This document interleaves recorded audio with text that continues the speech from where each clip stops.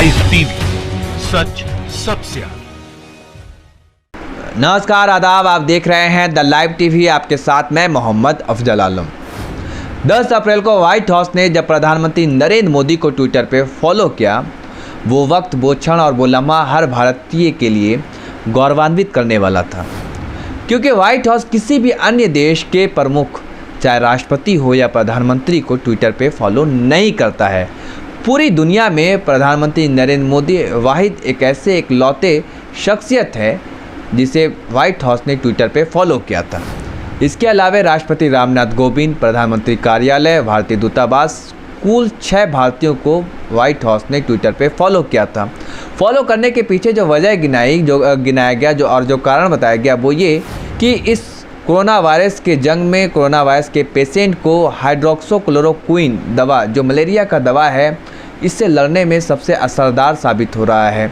और अमेरिका ने भारत से इस दवा की मांग की थी, जिसे भारत निर्यात नहीं कर रहा था, निर्यात पर प्रतिबंध लगा दिया था इस दवा पर, जिसे अमेरिका के राष्ट्रपति डोनाल्ड ट्रंप ने धमकी तक दे डाली थी भारत को और रिटेलिएट की बात तक कह डाली थी। जिसके बाद भारत ने इस दवा का निर्यात किया अमेरिका को, और उसके बाद व्हाइट हाउस ने प्रधानमंत्री नरेंद्र मोदी समेत 6 भारतीयों को फॉलो किया ट्विटर पे। और ये बताया जाने लगा, ये भारत की दोस्ती गहराती है अमेरिका से, और ये भारत के जो रिश्ते हैं अमेरिका के साथ, जो संबंध है, वो बेहतर हो रहे हैं। और ये अच्छा भी था, ये सही भी था। लेकिन 19 दिनों के भीतर ही 10 अप्रैल को फॉलो किया जाता है और 29 अप्रैल को सभी 6 भारतीयों को अनफॉलो कर दिया जाता है। अब अनफॉलो करने के बाद जो भारतीय मीडिया ये जो बातें बता रही है, जो कहानियाँ गिना रही है हमें, कि अनफॉलो करने के वजह व्हाइट हाउस के एक अधिकारी ने ये बताया है कि जब कभी भी डोनाल्ड ट्रंप किसी देश की यात्रा पर जाते हैं तो वहाँ के प्रमुखों, जैसे राष्ट्रपति, प्रधानमंत्री कार्यालय को फॉलो किया जाता है कि वहाँ मेज़बान देश हमारे बारे में क्या बातें कर रहा है, क्या खबर है, वहाँ पे क्या चल रही है, उसे ताकि हम रीट्वीट कर सकें। ये बातें भारतीय मीडिया बता रही है। और भारतीय मीडिया ने ही यही बताया कि प्रधानमंत्री नरेंद्र मोदी इकलौते ऐसे शख्स है पूरी दुनिया में जिसे व्हाइट हाउस ने ट्विटर पे फॉलो किया था। अब ये कितने तर्कहीन साबित होता है, आप खुद देखिए। डोनाल्ड ट्रंप अपने परिवार के साथ 24 फरवरी को भारत आए थे। व्हाइट हाउस ने फॉलो कब किया था? वो फॉलो किया है 10 अप्रैल को। एक बात आप सोचिए, ये आप खुद अंदाज़ा लगाइए कि व्हाइट हाउस के अधिकारी ये बता रहे हैं हमें कि हम इसलिए फॉलो किया है कि वहाँ पे हमारे देश के जो राष्ट्रपति हैं वो जाने वाले हैं, तो उस देश में जो मेज़बान देश है वहाँ पे क्या चल रहा है, क्या होने वाला है और हमारे देश को लेकर क्या बातें हो रही है, इसे लेकर हम रीट्वीट करते हैं। आप सोच सकते हैं एक तर्कहीन साबित होती एक बात।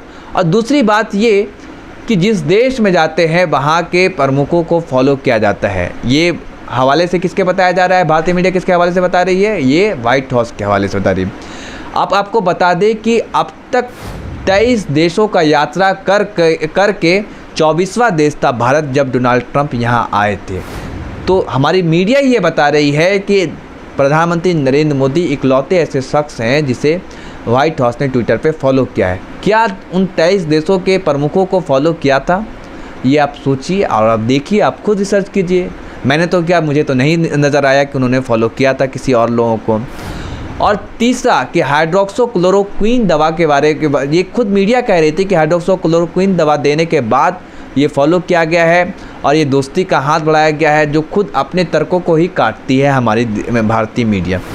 लेकिन जो असली कहानी है, जो असली वजह है अनफॉलो करने का, तो वो तो कुछ और है, जिसे छुपाया जा रहा है, जिसे दिखाया नहीं जा रहा है, ताकि वो सच्चाई आप तक ला ना सके। हमारी मीडिया का तो यही खेल है कि वो सच्चाई आपको दिखाना नहीं चाहती है। जो खबरें आपको दिखाई जाती है, दरअसल वो खबरें छुपाई जाती है। जो अच्छी और सच्ची खबर होती है उसे भारतीय मीडिया छुपाती है।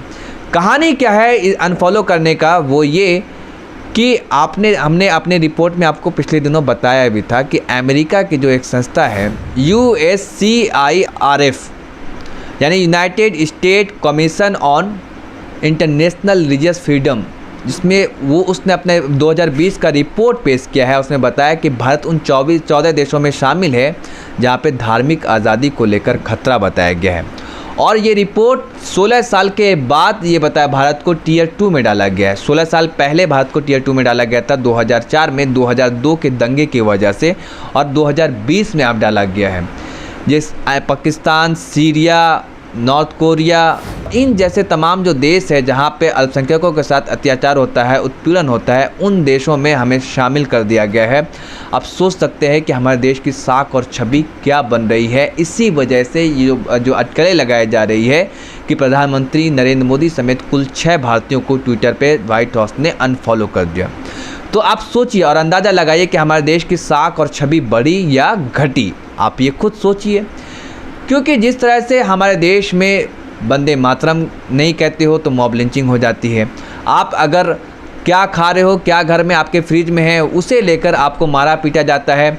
आप खुद देख सकते हैं कि किस तरह से हमारे देश में नफरत पैर पसार रहा है। यहाँ तक कि जो वायरस, कोरोना वायरस है, UN हो या WHO हो या अमेरिका के राजदूत तक को कहना पड़ता है कि वायरस का कोई धर्म, कोई जाति, कोई मजहब नहीं होता है। हमारे देश के प्रधानमंत्री भी कहते हैं, उसके बावजूद यहाँ पे मुसलमानों का पड़ताल किया जाता है और ये बताया जाता है कि असल जिम्मेदार कोरोना वायरस का मुसलमान ही है। मरकज़ तबलीगी जमात को लेकर जो मामले आए थे, उसके बाद से क्या हो रहा है कि हम देख रहे हैं कि सब्ज़ी वालों को, फलों वालों को, जो ठेले वाले हैं, रिक्शे वाले हैं, उन्हें मारा जा रहा है, पीटा जा रहा है और ये कहा जा रहा है इनका आर्थिक बहिष्कार करो। हाथ उठा करके संकल्प लो और धर्म की रक्षा के लिए उठाइए संकल्प लो, मन से लो।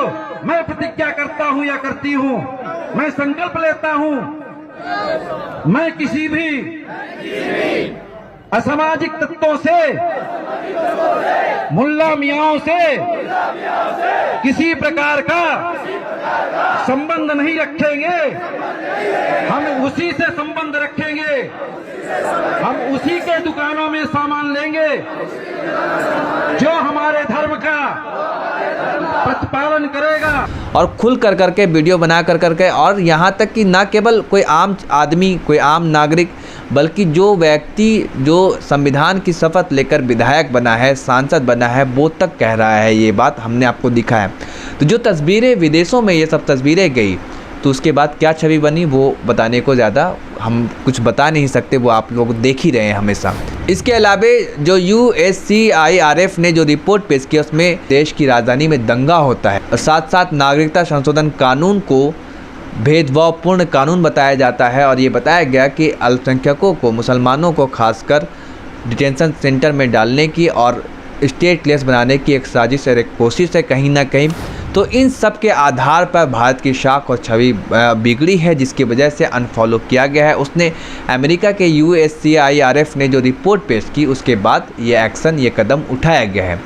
जहां एक तरफ हमारे देश की साख और छवि बढ़ रही थी, उसी दूसरी तरफ इन सब वजहों से, इन सब कारणों से हमारे देश की छवि कितनी धूमिल हो रही है वो हम सभी देख रहे हैं।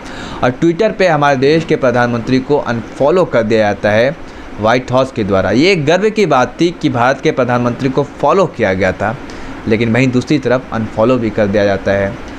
तो हमारे देश में जो ये ऐसा कल्चर जो डेवलप हो रहा है, वो क्यों हो रहा है? आखिर हमारे प्रधानमंत्री इस पर क्यों नहीं रोक लगा रहे, जो बार बार उनके छवि को बट्टा लग रहा है? ये हमारे देश के मुस्तकबिल के लिए जरा भी ठीक नहीं है। अगर इस तरह से ऐसी घटना होती रही तो सोचिए हमारे देश की क्या छवि होगी और क्या शाख बन रहा है। बेहतर यही होता है कि प्रधानमंत्री नफरत फैलाने वालों पर सख्त कार्रवाई करे, उन पे कड़े से कड़े एक्शन ले, चाहे उनके पार्टी का कोई सांसद हो या विधायक हो या किसी भी संगठन का कार्यकर्ता, उन सब को सलाखों के पीछे डाले, क्योंकि ये हमारे देश के लिए अच्छी बात नहीं है। क्योंकि हमारे देश की जो संस्कृति, सभ्यता और परंपरा रही है, सबको साथ लेकर चलने की साझी विरासत, तो वो कहीं ना कहीं धूमिल हो रही है, वो बिगड़ रही है और जिसकी वजह से ये सब दिन देखने को मिल रहा है।